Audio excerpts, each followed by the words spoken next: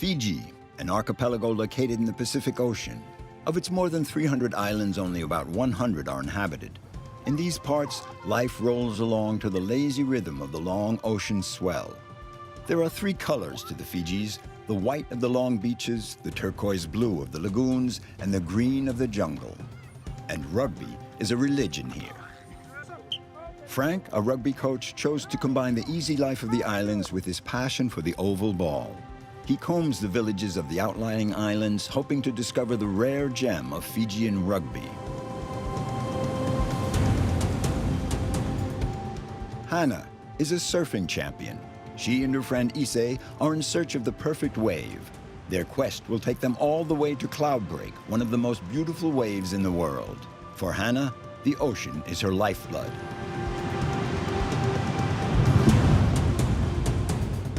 Manasa lives in Benga, an unspoiled atoll where the traditional rituals form the bedrock of the community.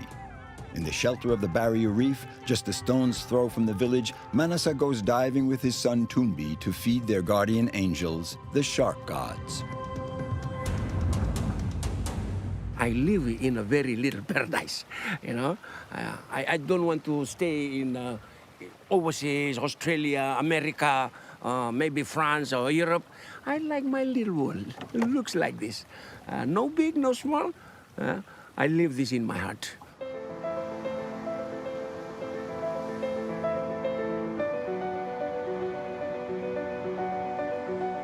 The Fiji Islands, located in the heart of the Pacific Ocean, are isolated from the rest of the world.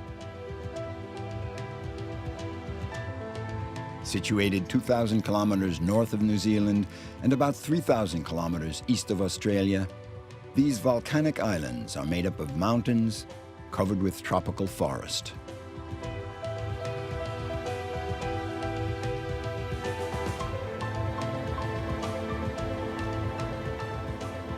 It's a corner of the world where time has never mattered, perhaps because the weather is so clement all year round.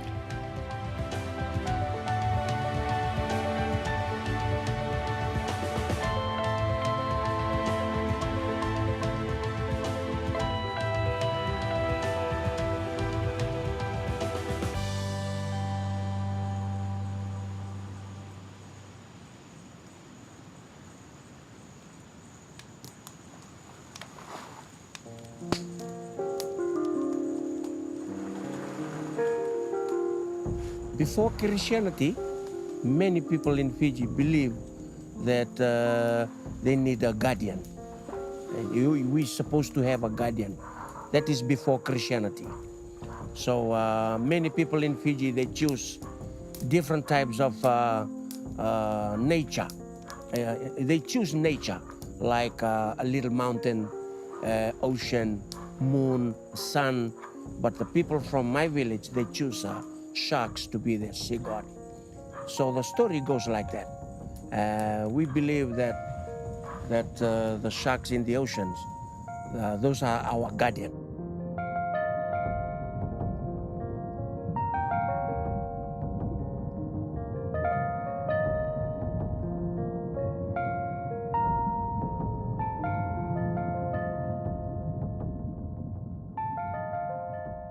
As soon as we jump in the water, we don't have any fear because the same guardian is looking after us.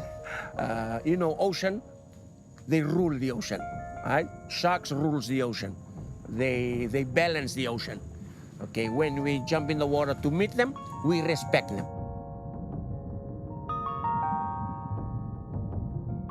Manasa Bulivou has been diving under the protection of his shark gods every day for the last 15 years. These turquoise waters were part of his childhood, and his first dive was a revelation. Ever since, he has been doing his best to preserve this underwater realm and protect the coral barrier reef.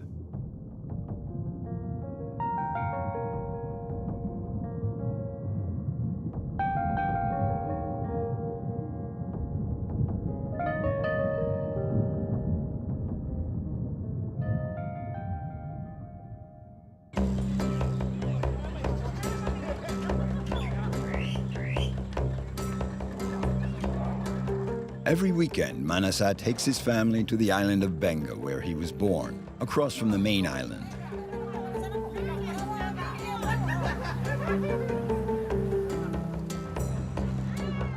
The ferry does a daily run and takes 2 hours to make the crossing. Everyone on the boat knows Manasa. They even call him Papa. He holds a very important position in his community. He is the village spokesman.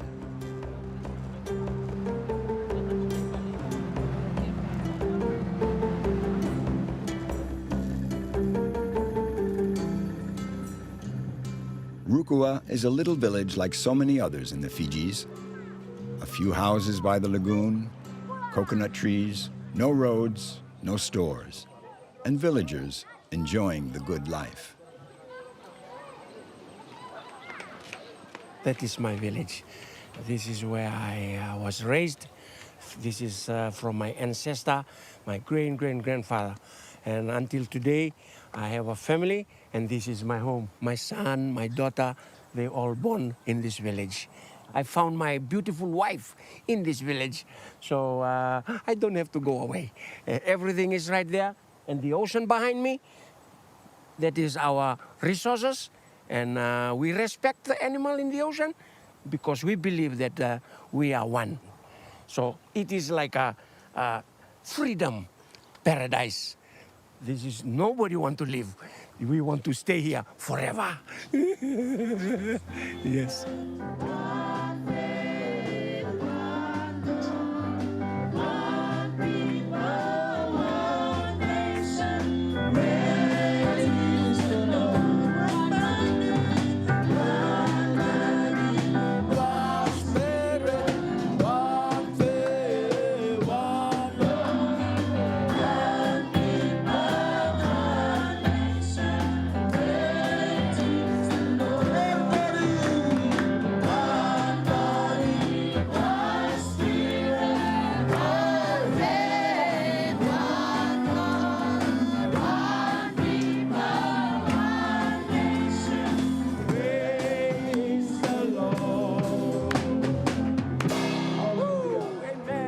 I have a little bit of heart problem. In 2007, I was in hospital, and since then, my whole life changed. It's changed completely. Yeah. I choose the way to be a very honest Christian, to worship the mighty God. And I'm very proud to be a preacher and look after a church. The everlasting life is only given by the Master himself. Hallelujah. By God himself. By the Lord Jesus himself. No one can give this life. It's only him himself.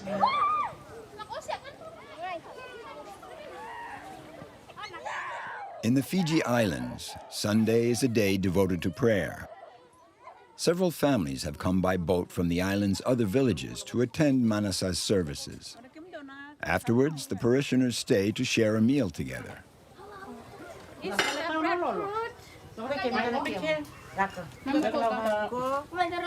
the traditional ways, like to share. Like Fiji, the standard of living is low, so most of the family that doesn't have like a source of income. So that's why we share. The more we give, the more we get.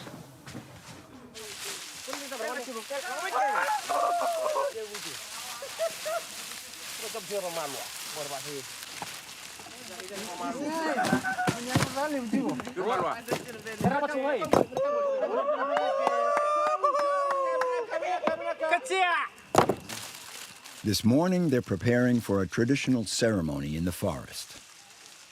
The young men of this island have a special gift, walking barefoot over burning stones, the fire walk. Tumbi, Manasa's son, is going to participate for the first time. Long time waiting. I've been waiting for a long time. 26 years now. I moved to the mainland when I was small, just a small boy. And now today I'm here to do the fire walk. I'm gonna do the firework today. Yeah. It's good. I'm very excited about this.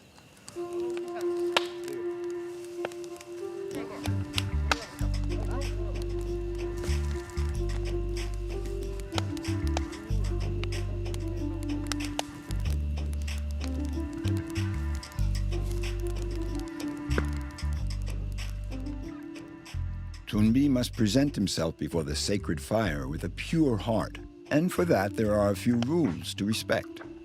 He's been very honest with a promise. No coconut for 4 nights and no woman for 4 nights. It's really tough for the young people. No woman for 4 nights. Yeah? I told the priest, I think 2 nights is okay. But the priest said, 4 nights.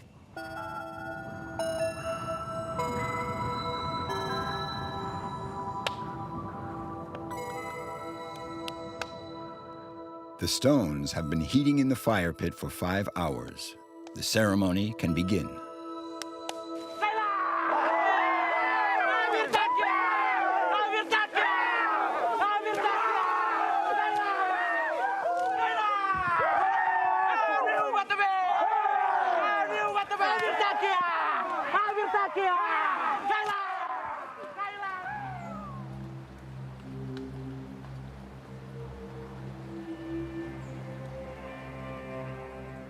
The men are totally concentrated. They're invoking the spirits and asking them for the ancestral power that only the village inhabitants possess.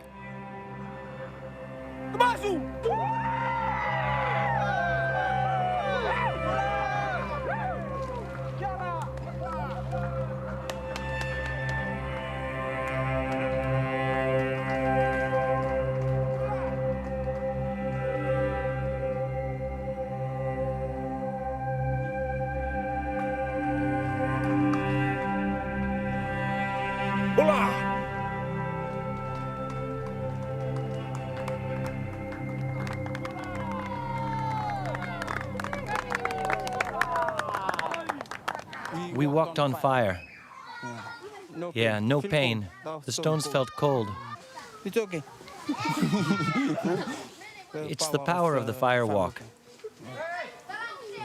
We gather it here, and we use it to walk over the stones.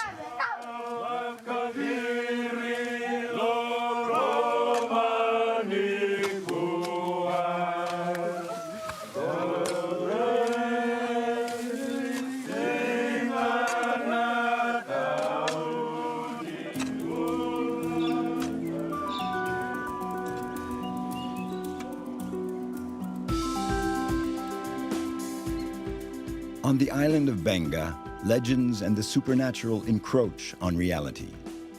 Manasa is proud of his son who has braved the sacred fire and stones for the first time.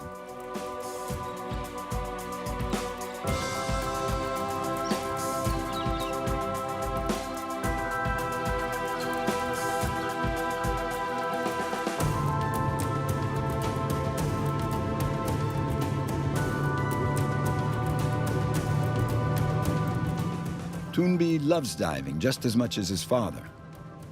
Today, like every day, they're going to see their second family, the sharks.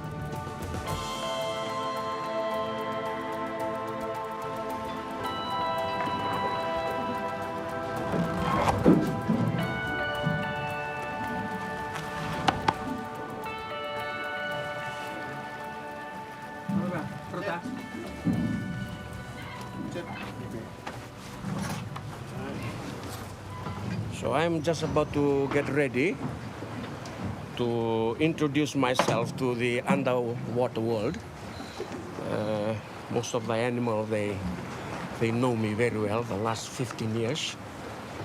So still I have to use this. They know Papa very well.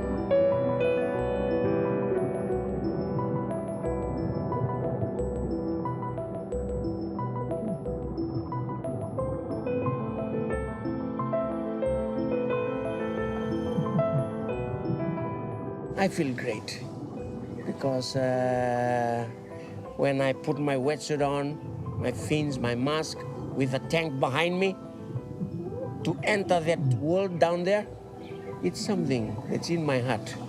I know, because in the underwater world, there is my guardian there. He looks after myself, my son.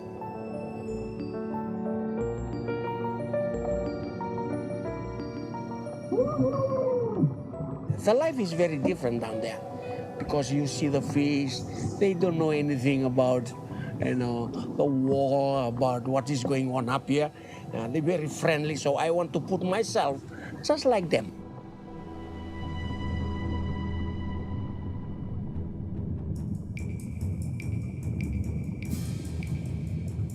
Since he had his heart attack, Manasa doesn't dive more than a few meters down. Tumbi has taken over from his father. He has a rendezvous in the depths with other sharks, the bulldogs.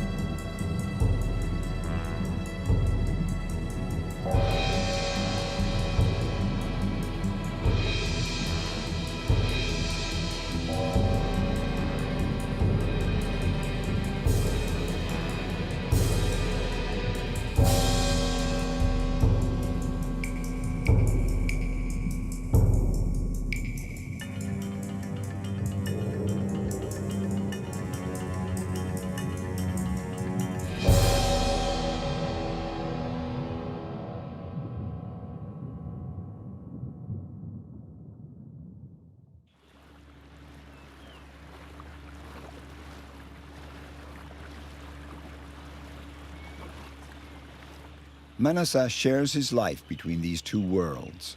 On land, he's actively involved in the community of Rukua. He's one of the pillars of the village. In the depths, he's the privileged witness and guardian of an underwater realm. Manasa knows that these two worlds are inextricably linked and complementary. We want to keep this bay and this place as it is. As you can see, there is no building, no cars, no boat, just us. And we want to keep the population of my village as low as we are. Yeah? In another 10, 15 years' time, I believe in my heart, this place will be still the same. And then we will pass it over to our generation to come when I will be old. My grandchildren, you go there and use the land.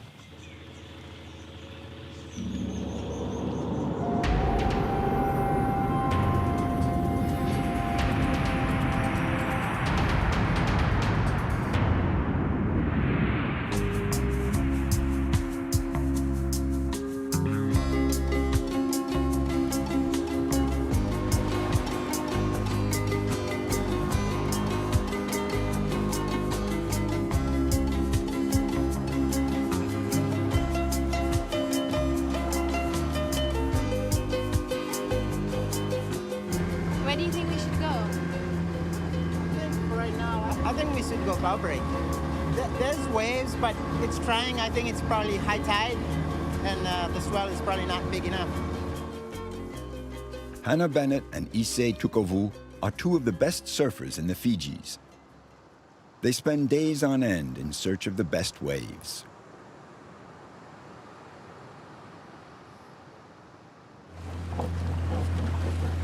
It's good to, envision yourself before you're out surfing, and hopefully it'll be some fun waves. So, yeah, concentrate, but surfing is fun. Not too serious. It's for fun. Yep. So there's my wax. check my fins, make sure they're on tight. Hannah, who's 22 years old, is a surfing champion. She competes under the Fijian flag in international meets, and she recently won the Melanesian Cup, a meet open to the best surfers of this part of the Pacific Ocean.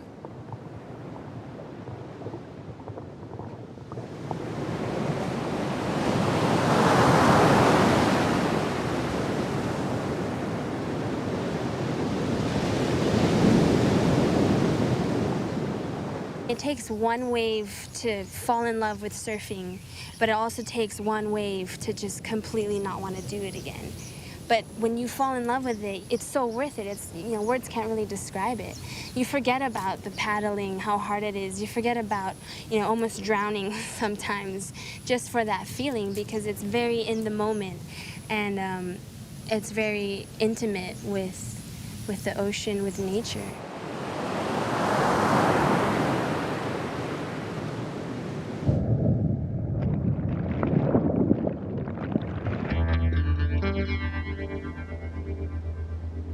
Hannah grew up in Rotuma, a remote group of islands in the northern Fijis. Her life goes from one side of the Pacific to the other, from California, where she's finishing up a degree in international trade, to Fiji, where she has her roots and comes to recharge her batteries.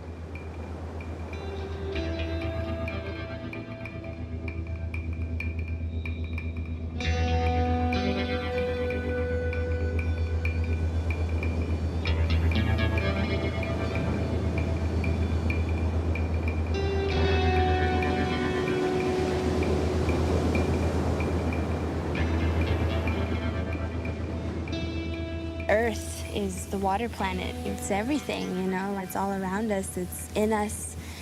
Physically, you can't live without water, but also mentally, I don't think I could live without being surrounded by the ocean.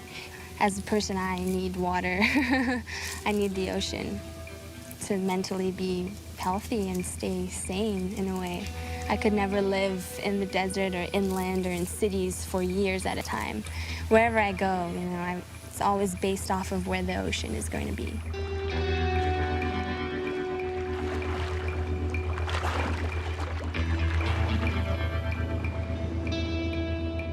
To set sail on the high seas, an adventure that has always inspired humanity.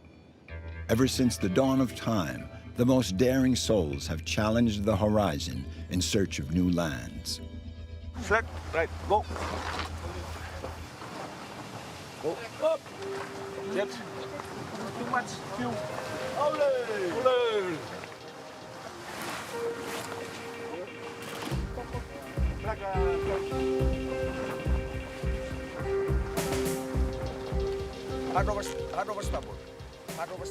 It's generally thought that migration to the islands of the Pacific proceeded gradually, starting in southern China. The men and women who would discover the largest ocean on Earth first made a sojourn for several generations in Taiwan. Their most intrepid descendants pressed onward to what is now the Philippines and Indonesia.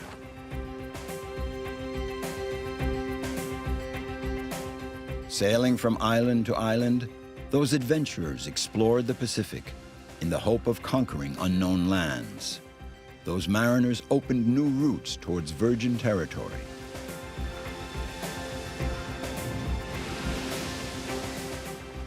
Once they had settled Vanuatu, they were within 800 kilometers of the Fiji Islands. The Fijian people have their distant roots in a group of exceptional seafarers.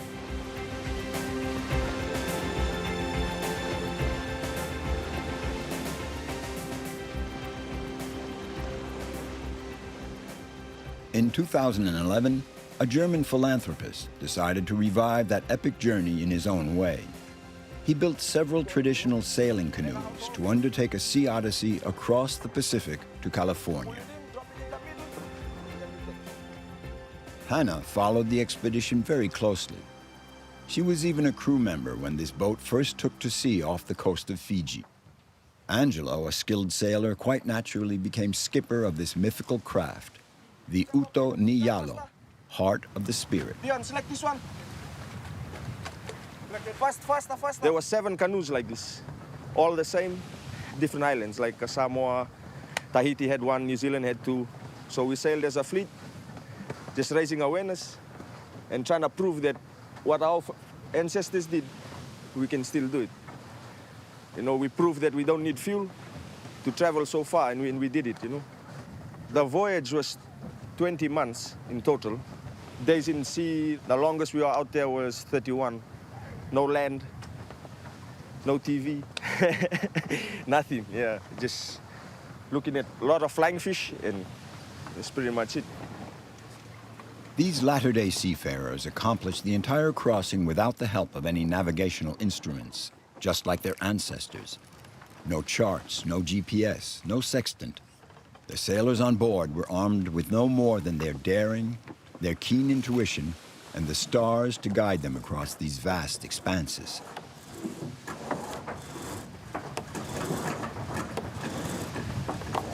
That knowledge is being lost now. Only a handful of people, they know it. So one guy in Satawal, in Micronesia, he taught 5 people. His wish was for that 5 to teach more.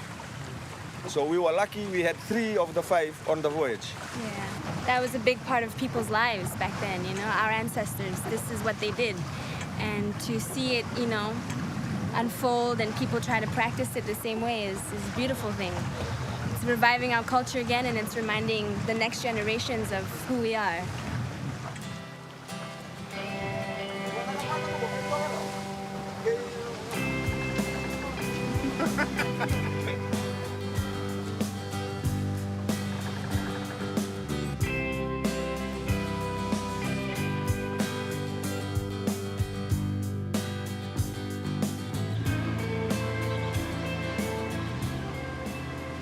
Every time Hannah comes back to the Fijis to train, she connects with Ise. He's like a big brother, but he's also an exceptional surfer who knows these islands better than anyone else.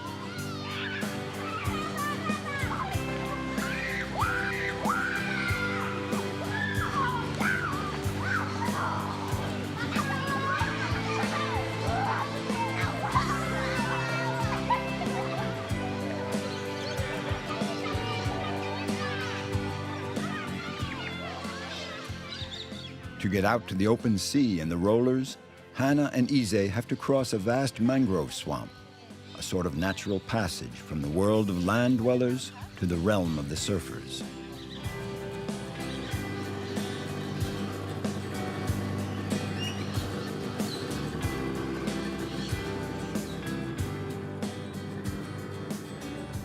Cloudbreak is one of the most beautiful waves in the world.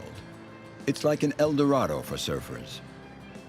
Every year, the world's surfing elite comes here for a prestigious international meet. The jury officiates from a stand built right in the sea, facing the legendary wave.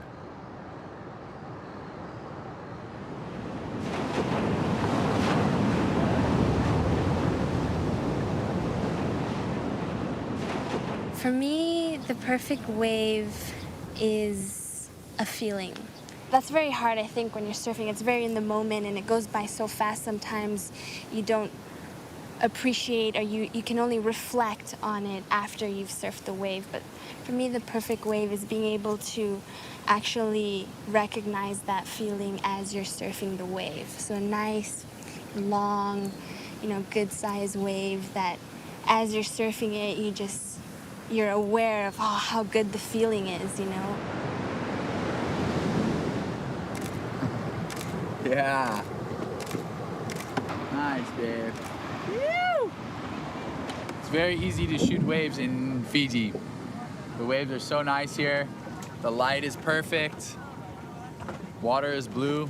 You don't have to be a very good photographer to take great photos here. It's really easy. Look at this place. It's beautiful all by itself. Surfers form their own tight-knit community, and Stuart is a well-known figure at Cloudbreak. Beautiful. Come have a look at your shots. So many sick ones. Look at this shot. You're gonna freak out. This is like a magazine cover. Check this out. Oh, wow.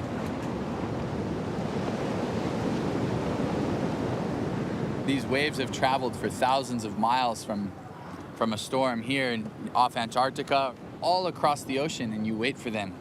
And then you ride their energy, and you can feel the whole energy of the ocean go through your body, and you forget every worry of the world. You can't pay for that. There's no drug, there's no therapy you can do that is better than surfing. It's like being hugged by the entire ocean. It's a really great feeling.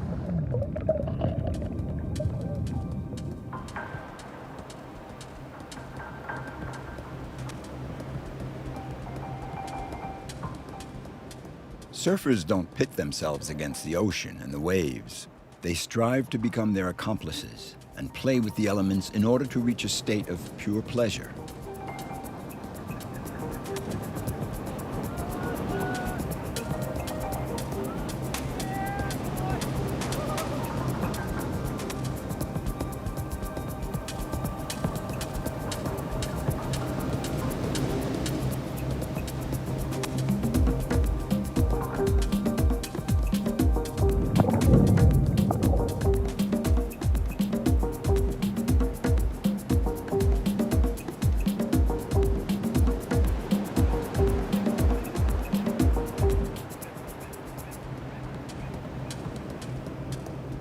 To become one with the forces of nature, a challenge that one throws down only to oneself.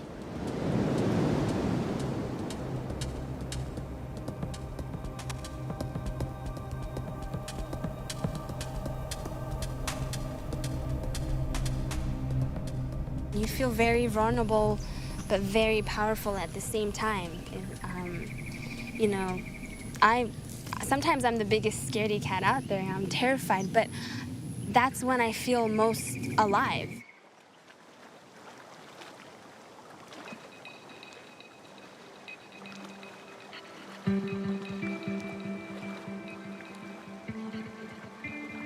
The ocean is like my second home. You know, we're brought up around the ocean and nature, and you learn to adapt a lot to your surroundings, and that's a great skill to have. This is where I was born and raised, and I wouldn't have it any other way. This is my home base. I mean, everywhere I go, it's almost as if it makes me appreciate Fiji even more, and it makes it just as special.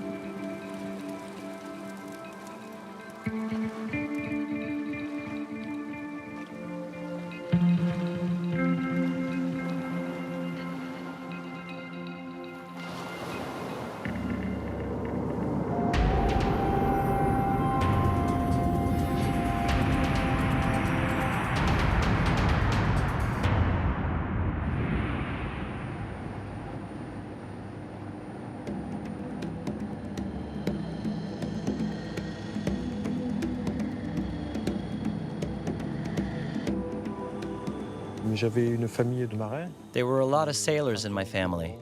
My great-uncles, my uncles.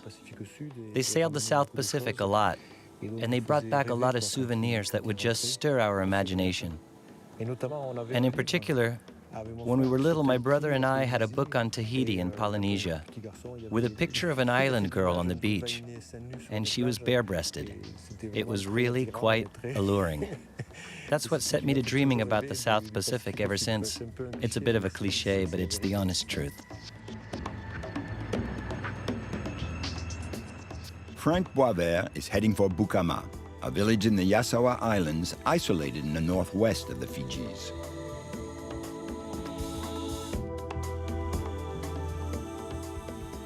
Franck has been an international rugby trainer for more than 40 years. Whenever he can, he goes from island to island meeting the village rugby clubs. He's also out to spot the young talents that may someday play in the world's leading clubs. Fiji is a major rugby power in the Pacific. And in fact, if it weren't for its international reputation in this sport, the archipelago would be completely forgotten. Franck has been living in the Fijis for 17 years, but this is the first time he's come to train the players of Bukama. Still, everyone knows him because he worked with the national rugby sevens team here.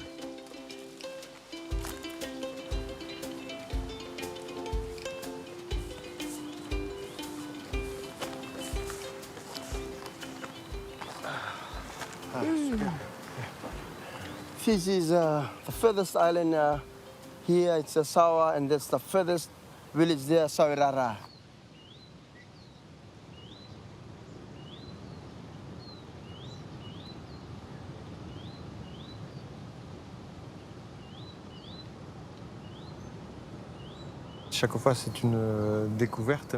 It's a new adventure each time, but more important, there's the notion of sharing.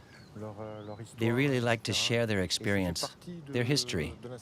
That's part of how they teach the sport here, because the rugby in Fiji really meshes quite well with their culture and traditions, and also with their history of warring between villages. Now they don't make war anymore, but the village over there comes every Saturday to play that village down there. So in a way, they're carrying on their warrior rituals of the past.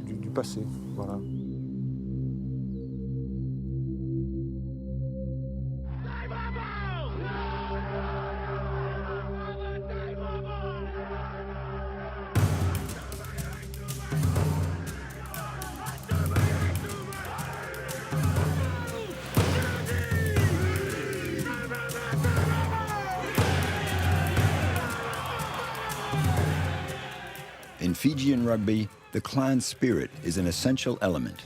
Each match begins with the Tumbi, a warrior dance designed to provoke and intimidate the adversary.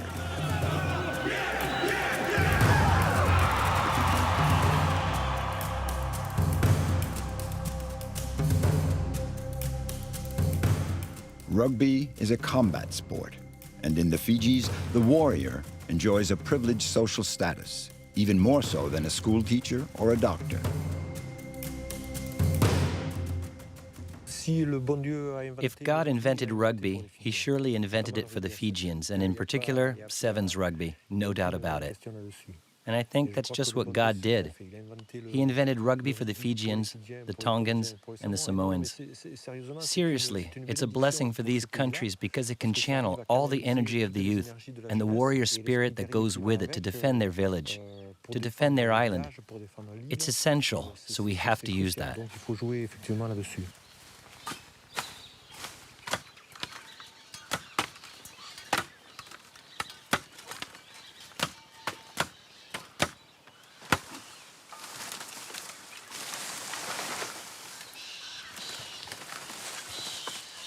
The coach is waiting in the village. Something we don't know, we learn from him. And the first time too, we see Franck. We just hear his name on the radio, see on the TV. First time to see him.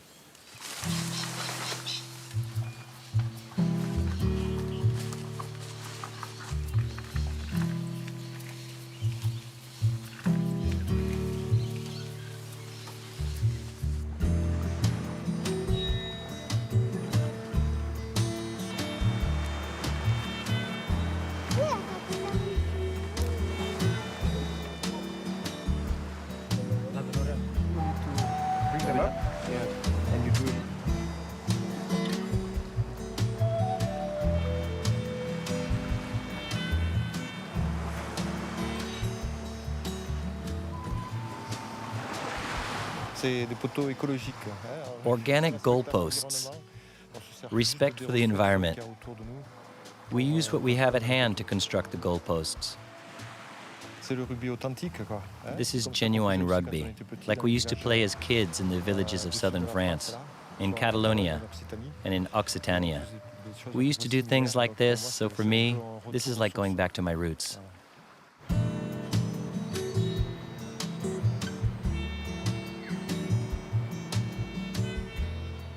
There are some 200 Fijians playing in different French rugby clubs, and the demand keeps rising for these rugby artists with their singular style, a mixture of power and improvisation. I've had the good fortune to discover players in their unpolished state. I often cite the example of two players I recruited right from their village. They were practically barefoot, with just a t-shirt, and they were fish farmers to help their parents support the family. And 6 to 9 months later, there I am at the National Stadium in France, watching them play in the finals of the top 14 in front of 80,000 people. A thrilling moment. Just fantastic. Being a rugby trainer in the Fijis means dealing with the oppressive heat and the slow rhythm that goes along with it.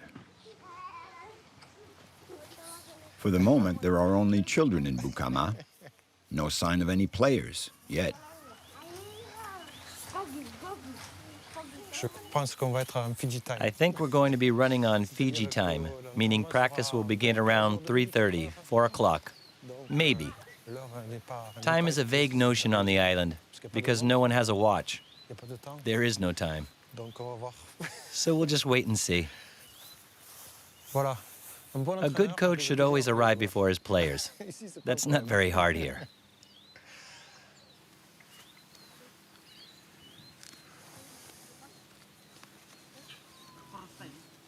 Hola, Charlie.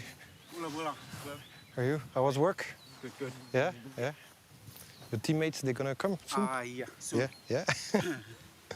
All right.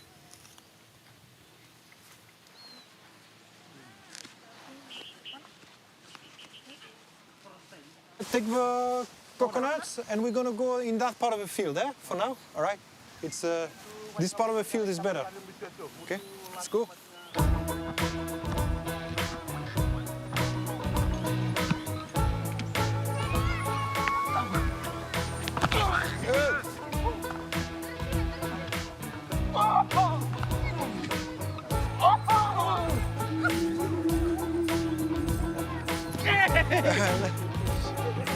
Oh, yeah.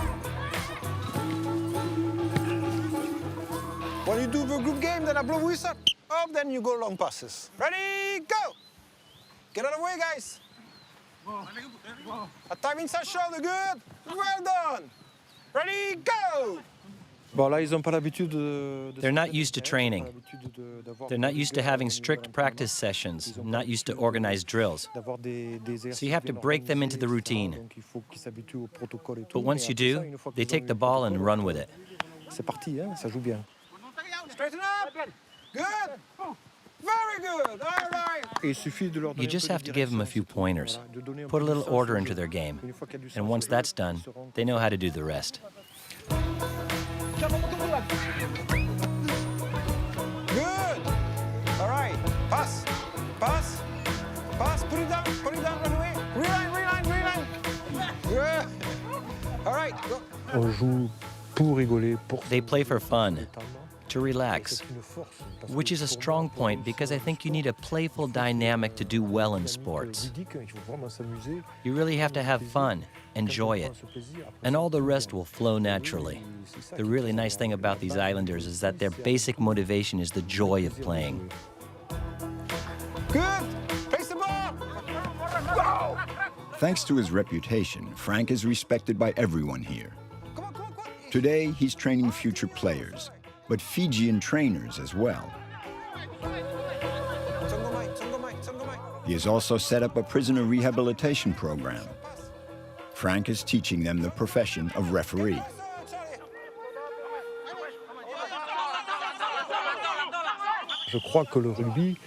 I think rugby is a social regulator. You'll notice that in countries where there's not as much rugby, the crime rate's extremely high, but not here in the Fijis. And I noticed the same thing in Tonga and Samoa. All the young people play rugby. At 4 o'clock in the afternoon, they get out of school, they get off work, they come in from the fields and they play rugby. And when the match is finished and they've gotten rid of all their aggressive hormones, they're worn out, with no energy left to go out and get themselves into trouble. All right. Crouch. Bind. Set. Good. All right. Look at that. Beautiful there. Yes. All right.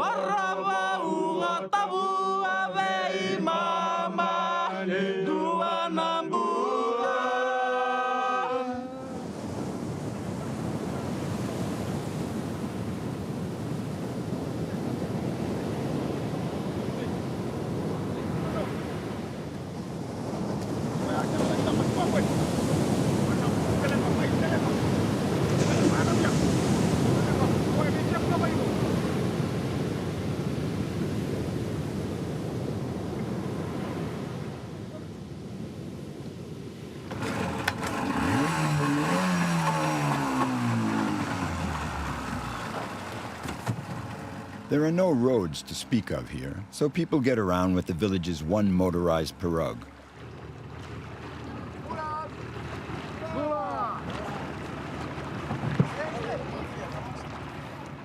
In the Yasawa Islands, they even bus the children to school by boat.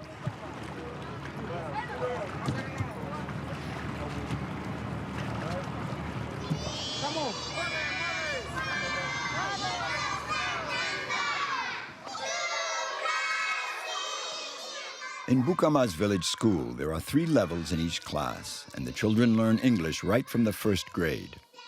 English and rugby, both legacies of the British colonization.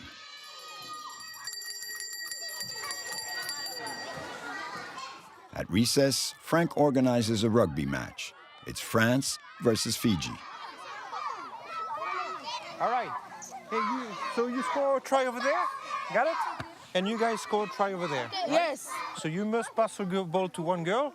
Yes. All right, and we must have 3 passes.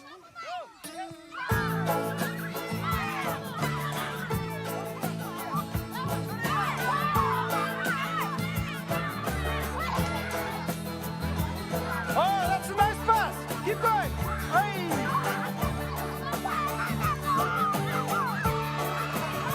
Okay, knock up. Ball to France. Here we go. Here we go. The women of Fiji are struggling to free themselves from the weight of tradition, and Franck is convinced that sports are one of the best ways they have to achieve that goal. Promoting women's rugby has been a personal crusade of Franck for 30 years. He's convinced that playing rugby in school will bring about a change in people's attitudes. Come on, guys. Naka, eh? That was fun, eh? Yeah. All right. You like rugby, yeah? Yeah. That's very good, and you're going to be a very good player. Yeah, you're going to be a very good player. All of you. Thank you. Okay. Women's rugby is really taking off now. And here in Fiji, we have the Fijianas. Maybe you can play for Fijiana, Yeah. qui est l'équipe nationale. The national team who beat New Zealand back in October and were world champions in Sevens rugby. So they have enormous potential, which we'll have to nurture in order to take on the really big teams. Okay, let's do have a cheer. Let's go. Okay.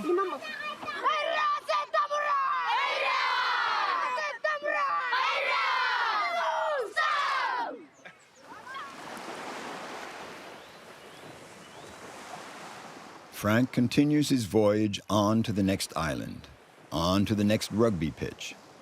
As a trainer, Franck has always sought to transmit his passion and love for this sport. It's very important to me that the Fijian trainers and coaches be competent so that they can carry on the work themselves and not depend on the know-how of us Westerners. As the saying goes, it's more important to teach a person to fish rather than fish for them. That has been the guiding philosophy in my work here.